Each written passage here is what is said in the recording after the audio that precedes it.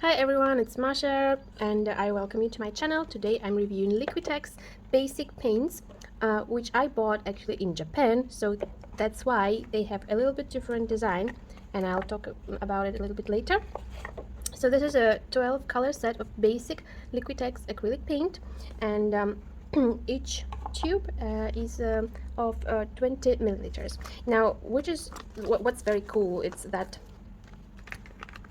prospects that came together with the paint. First is the full color range of the Liquitex paints, and with all the names, and if it comes with soft bodied, heavy bodied version. Then we can see here how to read the tubes and the general information about the paint, and also the pricing. That's something that is common for Japanese brand, but that's a very useful leaflet. You can understand how to read the label, and I think that's great because most of the brands that I have, even if it's a set, they don't have any paper that will teach you how to read the tubes, and also some tubes actually don't have any useful information for us, for painters. It doesn't matter if we're beginners or professional, we still need to have some basic information about the paint and each color in order to understand how we're going to use them. And what I will take from this leaflet before we go to actual tubes, it's that Liquitex puts directly on paper that it is mixable, it is water resistant when it's dry, it dries very quickly, and it's water soluble, so you can mix it with water. Another leaflet that we have here is another useful thing. It's a big mixing chart that they have. It's maybe not a usual mixing chart you normally see. The colors are on top, and they are supposed to form a circle. We start from red purple, red orange, orange yellow, green blue, purple blue, and purple. And we can see also the darkness, the brightness of the color chart on the left side, and all the mixing colors swatches here, which is super useful for you. If you want to mix your 12 colors to get new colors, you can just directly look at the mixing chart and mix it directly, or you can of course create your own mixing chart. On my blog I have a printable PDF for a mixing chart, so you can download and print that if you want. Okay, now we are going to look at the tubes. As I said, this is a Japanese Liquitex, and I did contact Liquitex to make sure that I can review this product and it will not be different if you're buying Liquitex basics. And basics I have a few tubes of them as well, of course, and they look quite different. And yes, in US they are called basics, so this is the student grade line for beginners that Liquitex has, but in Japan they call it regular type. Don't get confused if ever you will see both. It is pretty much the same. I got the confirmation from the brand that there is nothing in composition or in performance of the paint that is different in Japan or in US or Europe. They're both non-toxic, they're both high quality, and we will see that the tube has quite a lot of information. In fact, yes, it is some of it in Japanese, but I will stop only on something that is important to us. I first tried to make it closer so the camera can catch it. Yep. Okay, so Liquitex adopted Mansell color scheme and color system. Without going into too many details, I will just say that when we see Mansell on the tube, this is just the name and the code of the color. Number is the code of a specific shade of this color, and the letter is the actual hue, which is green, right? And so that is a letter here. And in Mansell system, they have 10 hues, which which we can see here, right? The green color, letter G, but the numbers, because of course we have more than one green, right? So the colors will also determine the shade. Don't get too obsessed about this. This is just for information. It doesn't really change anything. What we also have here is value and chroma, which is something that can be useful for us. Value, it's how dark the color is, and in Liquitex they have the scale from 1 to 10. So 10 will be the pure white, the brightest color. So the higher the number is, the brighter the color will be. Here it's almost 5, so it's like an average brightness of the color. And chroma, it's how bright the for the value, it's how dark and light the color is. So it's green will be semi-dark, right? And the chroma is how bright the color is. So this is a scale in Liquitex from 1 to 20, and we can see that the green light has almost 12 on that scale, which means that the color will be pretty bright. We also have just the general color scheme where on color wheel this color will be. We have green, yellow, green, blue, green, and we can see the little star. It's in between, it's on green side, but it leans toward green, yellow. So we can understand and take it into account for mixing or for just use it in a painting. Of course, the tube has the pigment name, and if you have a Liquitex acrylic book, I will link to this PDF in my article. You can check most of professional Liquitex paints are single pigmented, and some of the basic line are also single pigmented, but some are mixed pigments, and we can see clearly what pigments were used for this color. For example, brilliant blue, we can see the codes of the pigments on the back. So there were 3 pigments used. And again, in the acrylic book by Liquitex, we can go and look at it and find out exactly what are the names for each of these pigments. For example, for the brilliant blue, the pigments that were used, PB153, it's a copper phthalocyanine. Then PG7, this is a phthalocyanine, also a chlorinated copper, and the PV6, it's normally for titanium white, titanium dioxide. And if we will take the titanium white, we will see that this is a single pigmented color, and the code is PW6, which again is titanium dioxide. These paints are non-toxic, which means, as most of acrylic paints are non-toxic, it doesn't mean they have no toxins and no harmful chemicals at all. Unfortunately, it does not mean that. It only means that any potential harmful ingredient that is in any of these pigments or binder or some additives or preservatives, it's at such low level that it will not harm us. Well, of course, unless we're using it for painting only. It doesn't change the fact that you cannot paint your face, your skin, your kid's face with acrylic paints, or you can eat them or inhale them or spray them. It doesn't change the fact that you should not be doing that, but in general, for just painting and regular use, they are non-toxic, as most acrylic paints are.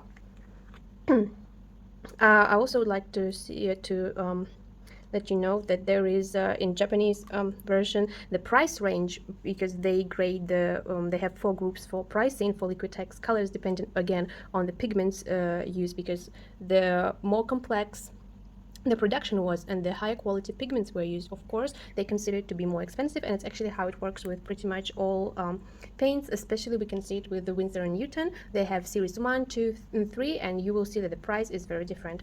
And I would like also to compare it to the package we are all used to. You can see that this package does not have a Munson system details about it. It only has what pigment was used, and for me that's enough information. I don't really need that many details. It has also light fastness, which the Japanese version doesn't have. But again, we can check it in the acrylic book for each color. They have a big table. For example, for the blue that I was reading you, the composition, the pigments, the light fastness is the grade 1, which means it's excellent light fastness. Also, this traditional package has a more convenient label of opaqueness and transparency. We see this color is semi-opaque. Here it's written in Japanese. I can of course translate it, and also of course I can look at the acrylic book by Liquitex and look if there is a mention if the color is opaque or transparent. For example, for brilliant blue, I know that the color is opaque. But I would prefer just a very universal traditional label with a square field or half field to understand what the opacity of the paint is. And of course, this paint was made in Japan, and this paint was made in France. So yeah, you can see they're a little bit also different in volume. This is 20 milliliters and this is 22 milliliters. And I think apart from this is pretty much it. And the paint it's inside, as I said, should be the same. I will compare some colors if I have the matching colors to show you. Now let's just test the paint, how it covers the surface and how easily we can apply it. So we have here pretty much the color wheel setup, all primaries, yellow, red, and blue, and some secondary colors like green, warmer and the cooler green, and also purple. And also we have the bronze yellow that you may use to create skin tones, and of course black and white. And also we have three reds, like three red shades, the magenta, the naphtha red light, and the crimson. Now I'm ready to test them. I'll start with the yellow. I'm just wetting my brush a tiny little bit to make sure the paint flows nicely.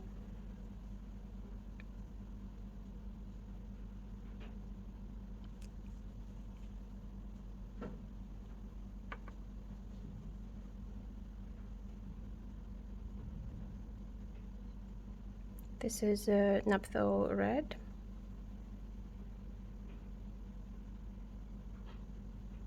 Very nice bright color.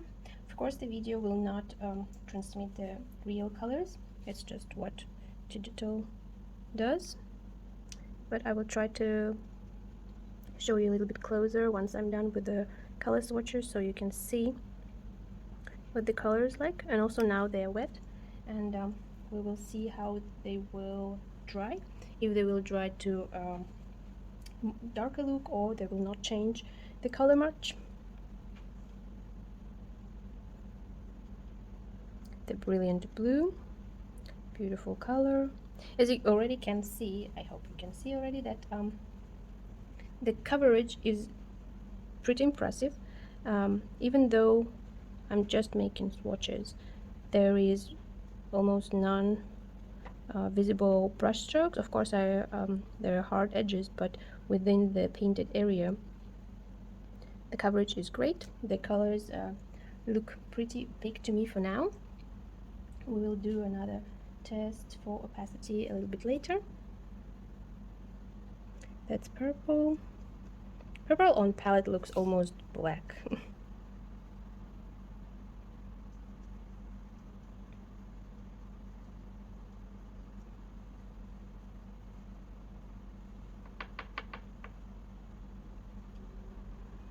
The magenta.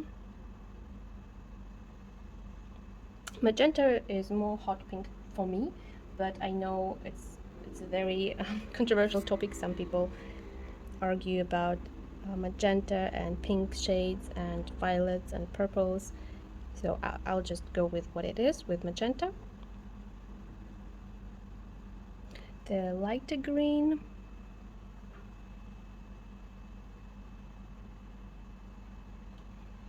the darker green,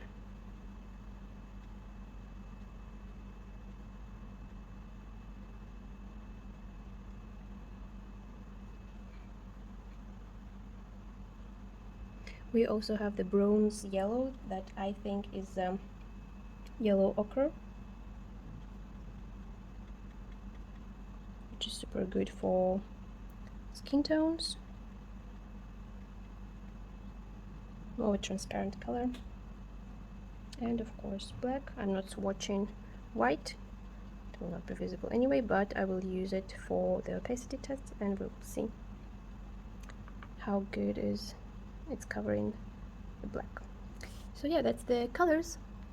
Let's see them closer. They are still drying. The magenta, the purple, the blues, the greens, bronze yellow, black yellow, and two reds. I have my black prepared for opacity test, and now I'll just go and apply all colors with one coat to see if they can cover up the black. I'll start with white. Well, we can see that even one coat is pretty opaque, and I think with two coats we could completely cover up black, which is amazing. And that's actually how it's supposed to be.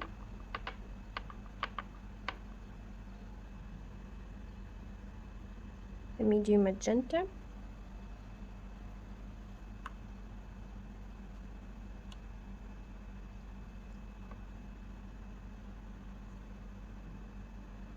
first red. I think I thinned a little bit, my brush was a little bit too wet, but it is a transparent color anyway.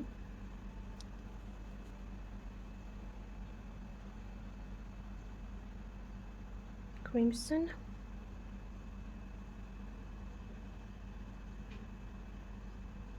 So transparent, and of course you can check all the transparency in the acrylic book from Liquitex, but I know from experience that even when it's written on the tube that it's opaque or semi-opaque or transparent or whatever, when you do the test sometimes it can turn out to be completely different. The blue is actually pretty nice, pretty opaque, exactly as they said, and it's just one coat, right? So with 2 coats it will be more opaque. Phthalo blue, also very opaque. Dioxazine purple.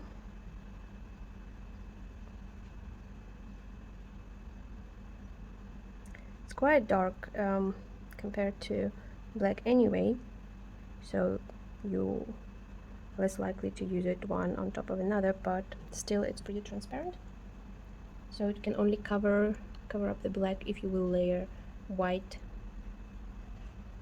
underneath purple. The lighter green is pretty transparent.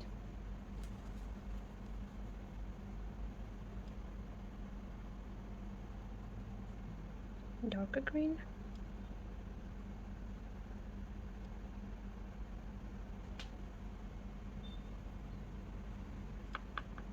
And yellow.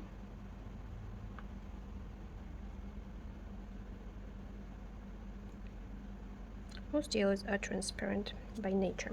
So yes, oh, and I forgot the bronze yellow.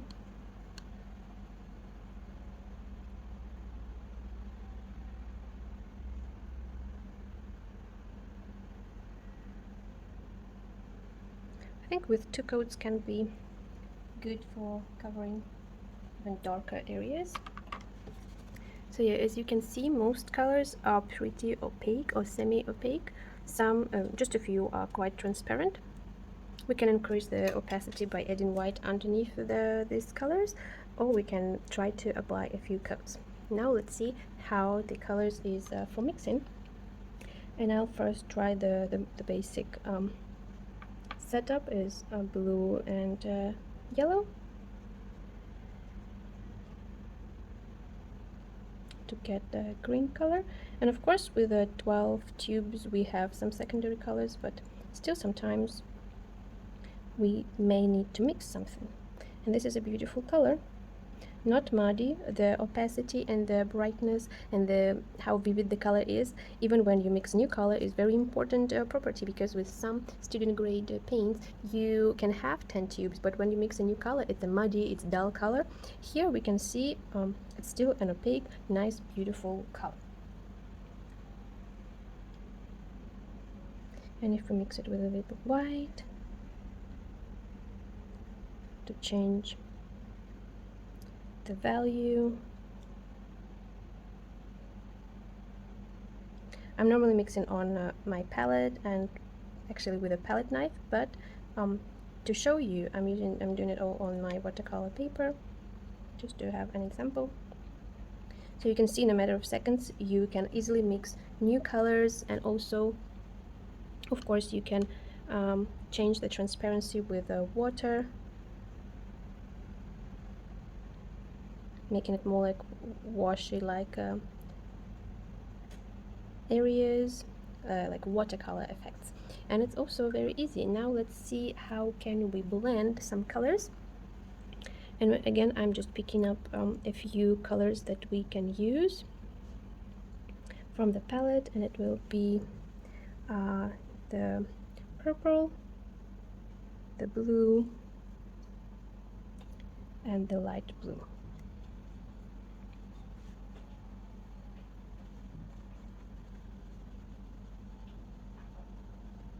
Very easy mixing, blending, I'm sorry.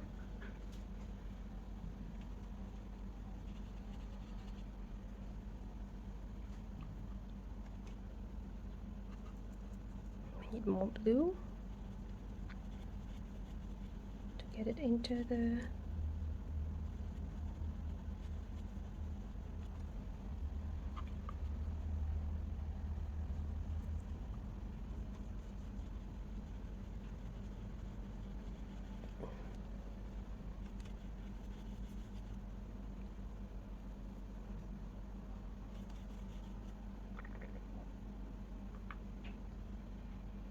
You can go over the colors until you like the blend, but since the very beginning it was quite easy to blend, so it doesn't take much time.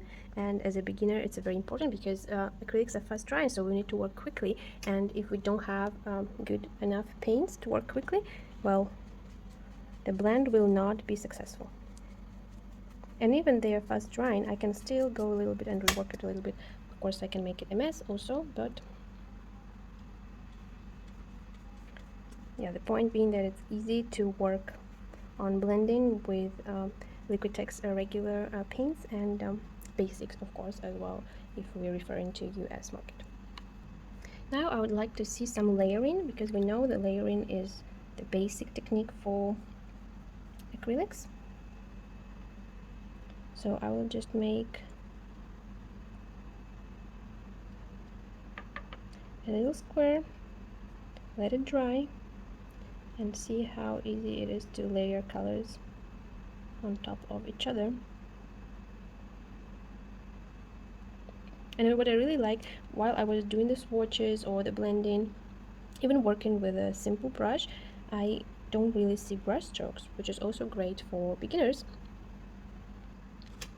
Alright, I used my hair dryer to dry this little square, and I'm just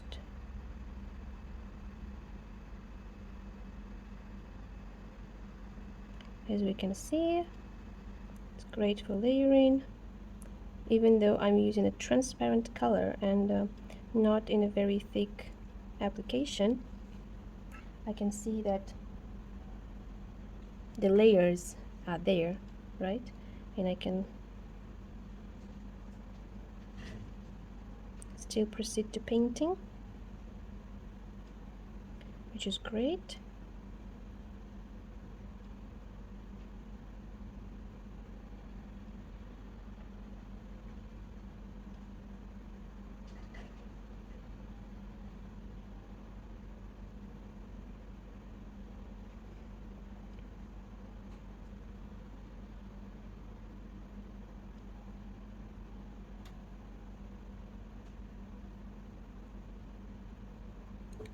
And on the same square I will try to do glazing.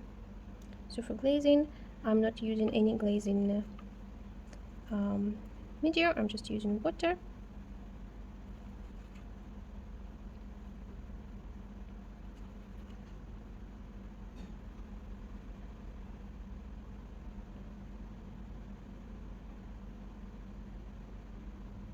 Yes, and as we can see, glazing can also be easily done. So I would say that even though it is a basic set, right, for beginners, we can explore different techniques with acrylic painting. It will serve you quite for some time, even though it's a small 20 milliliter tubes, but you can do a few small paintings with it and still learn how to blend, how to mix colors, how to layer colors, or even try some more advanced techniques like glazing or impasto techniques, because of course Liquitex, even they are more soft bodied than some professional paints, they are still heavy bodied paint, which means they're pretty thick and you can apply them with a palette knife. Speaking of which, maybe I'll just need to show you what I'm talking about. So for example, I have my red, and I can use it to apply on the canvas just to make it thick application, some sort of texture and volume impasto techniques. And of course I can always do painting with it and use it instead of brush, right, to paint flowers, to paint portraits, to paint landscapes. Pro painters can use a palette knife for anything pretty much, but yeah, as I said, you can use it for a more textured applications, or even for graffiti, like for scraping, etc, etc, etc. So being a student grade acrylic paint, Liquitex are probably one of the best options. I personally also like Winsor & Newton Galleria, which is also a student grade paint, but I think Liquitex basics, or regular if it's Japanese version, and Winsor's and Newton Galleria are my favorite student grade acrylic paints for beginners. And again, even though they are student grade, they're performing amazingly, and you can progress a lot using them. No matter what techniques you're using, no matter if you know how to mix colors or no, you still have 12 tubes to work on. Easy for blending, pretty opaque colors. I hope you enjoyed my review, and I hope you are as excited as I am about using these colors. And of course, I highly recommend you, when getting one, even though they have a color swatch, I don't know if the US version has it, do your own color chart, the color wheel and mixing chart, to know what kind of colors you can mix for your work. And of course, the Liquitex acrylic paint are universal and versatile. You can use them on paper, on canvas, on wood, on boards, even on glass, metal, and some non-porous surfaces with proper preparation, namely gesso or primer if it's a plasticky surface. And yeah, it's very versatile, great investment for your creative journey. I hope you liked the review. Let me know if you already tried Liquitex and how it worked for you.